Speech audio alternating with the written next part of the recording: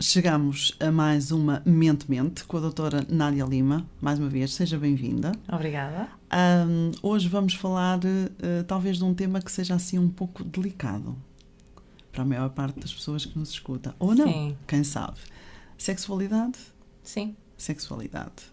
É evidente que está em voga, não é?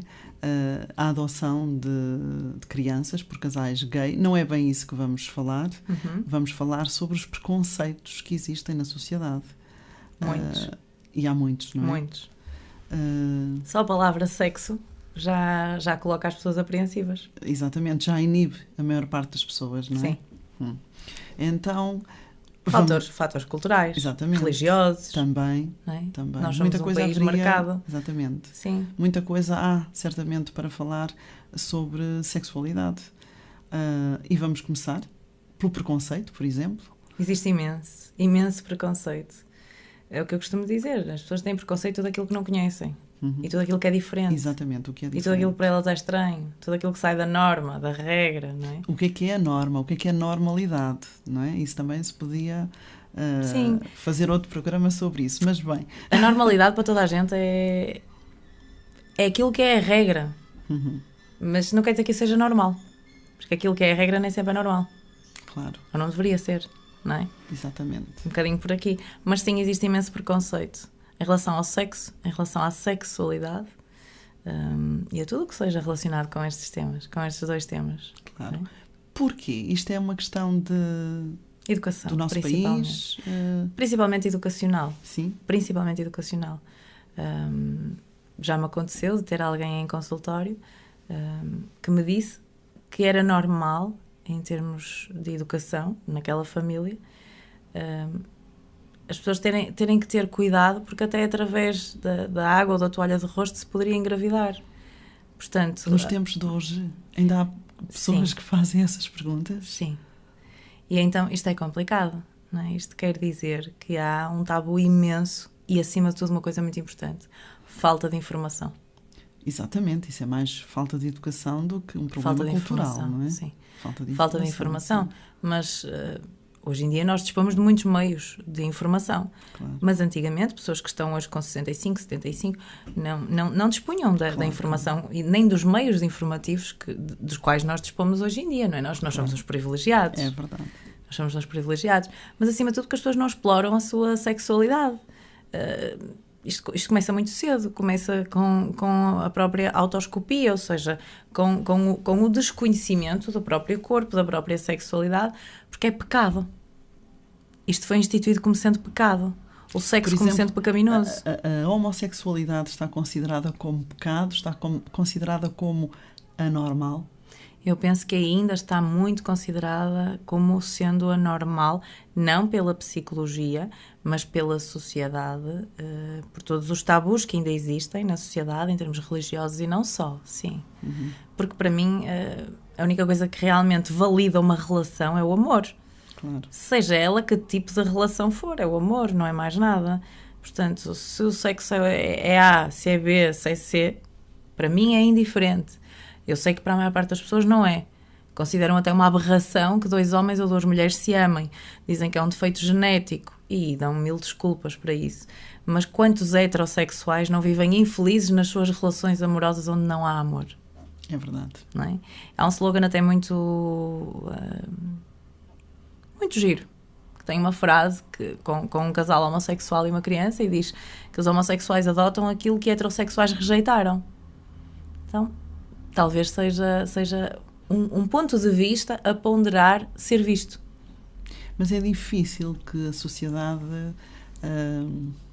consiga aceitar por exemplo, a adoção de crianças do mesmo sexo, não é? Sim, por adultos do mesmo sexo, sim.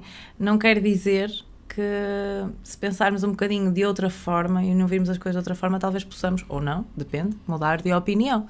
Agora, entre ter uma criança que vai viver sem pais ou ter uma criança que cresce com pais, deixo a pergunta no ar. O que é que será preferível? Ter uma criança que cresce ao abandono, entre aspas, mas porquê ao abandono? Não percebe porque é que não tem pai e não tem mãe e sente-se rejeitada a crescer com um arquétipo familiar, independentemente de ser homossexual ou não. Deixa a pergunta no ar, só isso. Não vou, logicamente, manifestar a minha opinião, deixo só a pergunta no ar. Há pessoas que argumentam que se uma criança viver ou com 2 mães ou com 2 pais, não se vai sentir normal. O tal normal. Depende da idade da criança, depende do contexto em que a criança está inserida, depende do local onde ela vai viver, depende muito de muita coisa, porque em Londres isto é normal. Se calhar no Porto ou em Lisboa pode não ser tanto, mas, por exemplo, em Lisboa vêem-se muito mais casais gay e a expressar o seu amor livremente nas ruas do que no Porto. Não quer dizer que no Porto não aconteça. Portanto, depende do local onde seja manifestado. Tudo depende dos locais e tem muito a ver, claro que sim, com a educação, com a cultura, com a parte religiosa, tem a ver com isso tudo. Sim, claro. Os fatores internos e externos. O que fazer, por exemplo... Abrir as mentes. A matéria de psicologia. A matéria de psicologia ajuda e ensina as pessoas a viverem de uma forma diferente com a sua sexualidade. Se nós vivermos sem preconceito com a nossa sexualidade, nós não vamos ter preconceito em relação à sexualidade dos outros. Não me vai importar minimamente o que é que os outros praticam em termos sexuais se eu não tiver tabu com a minha relação com o sexo e com a minha relação com a minha sexualidade.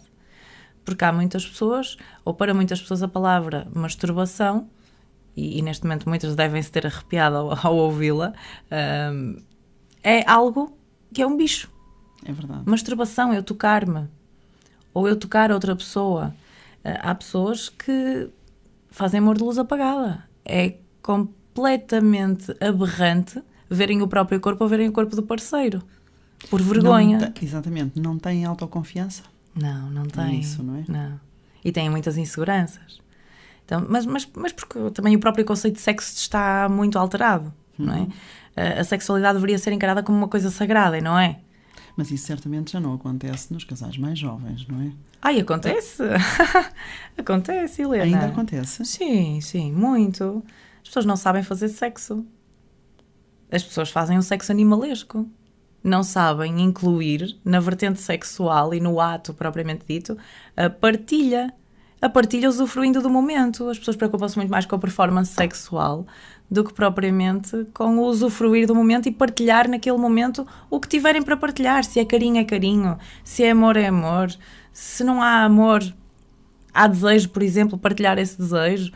Tudo isto faz parte de um ato sexual. Ou deveria fazer parte, não faz, mas deveria fazer. O conceito de sexo está muito errado. Há muitas pessoas que me procuram que nunca tiveram um orgasmo. Isto, quer dizer, é um bocadinho anormal.